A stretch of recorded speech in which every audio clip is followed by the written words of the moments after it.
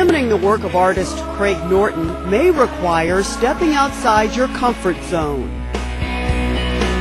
And when the dawn breaks, I see my fellow man, and on the flat screen we kill and we're killed again. Norton's exhibit, titled Casualties of War and Other New Work, was featured at Meramec Community College in the summer of 2006.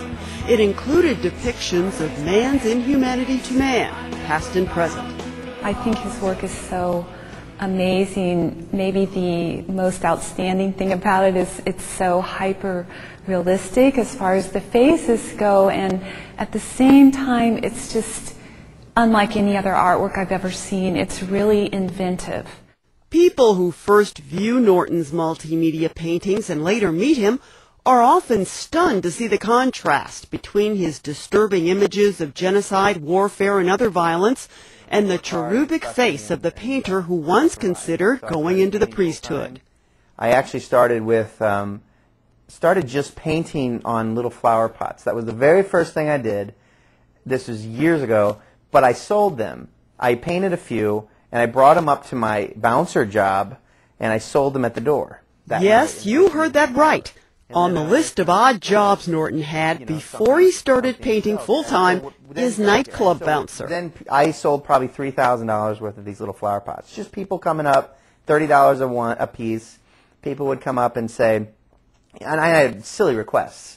You know, could you paint Laverne and Shirley on a flower pot for me? Could you paint, you know, a Santa Claus on a surfing? So just many different things that just didn't matter. I just did it, you know.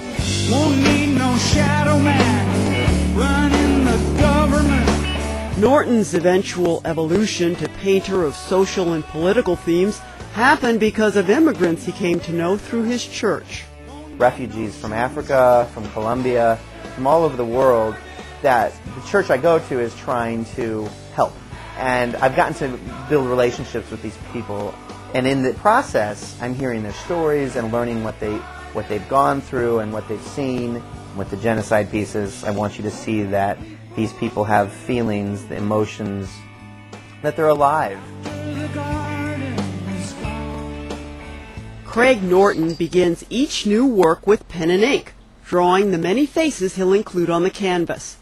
The detail of every feature of every face is so precise and realistic, some people who view them mistakenly think the images are tracings of photographs. Each drawing will take 3 hours, 4 hours. There's one where I'm working on right now that I've already done 7 hours. So some can take a long time. Just with a ballpoint pen I use and just do it freehand.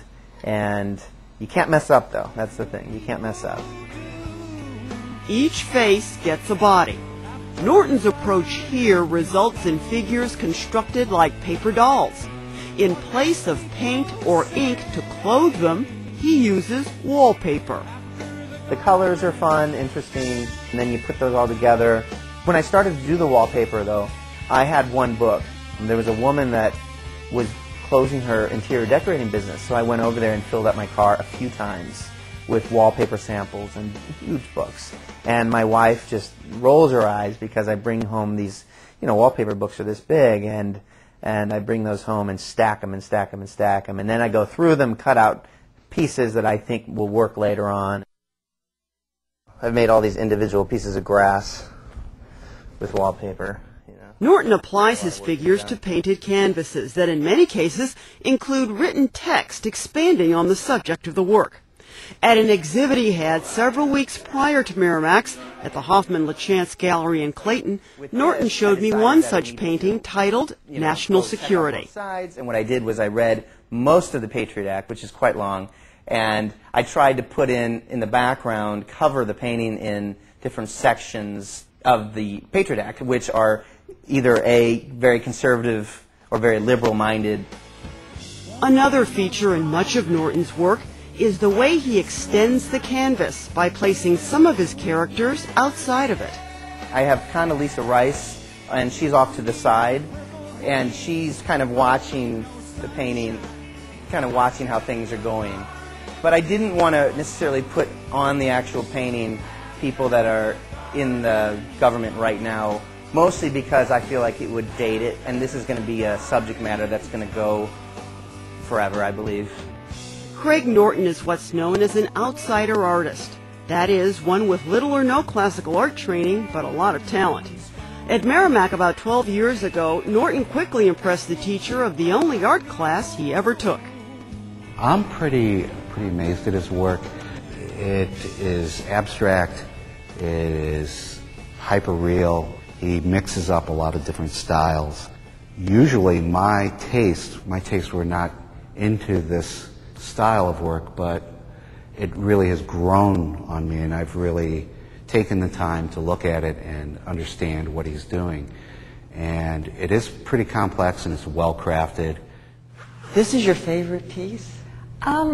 It is. It's the first one I saw, and it's just very impressive because of how the composition is so full and it's so dense, and it's almost chaotic, which really reinforces what it's about. It's about the Holocaust, and it really is the springboard to the rest of the show because after World War II, the Allies said never again, no more genocide, and yet we've not been successful in stopping it. It's still going on everywhere, and so Craig really comes full circle from this beginning point in more recent history as far as the Western world, and then extending out into what's going on right now. I'll work in all sorts of rooms. It takes about 6 months for Norton to complete a painting. That doesn't include the time he takes to read and do other research to better understand the subjects he interprets on canvas. There are not right now a lot of contemporary artists that are brave enough and have enough courage and interest to reach outside of their own little world into what's going on globally, and Craig does. And this is something artists have done historically, and they're the famous artists like Picasso, who did his large painting about the Spanish Civil War in 1937, Guernica. Norton, the father of a 1-year-old daughter named Olive, says he hopes his work will inspire others to leave the world a better place for the children who will one day inherit it. Every one of us has some sort of talent, and you can use that talent in some way, some fashion to change. And whether it be hunger, whether it be homelessness, whether it be war, anything, you can do something.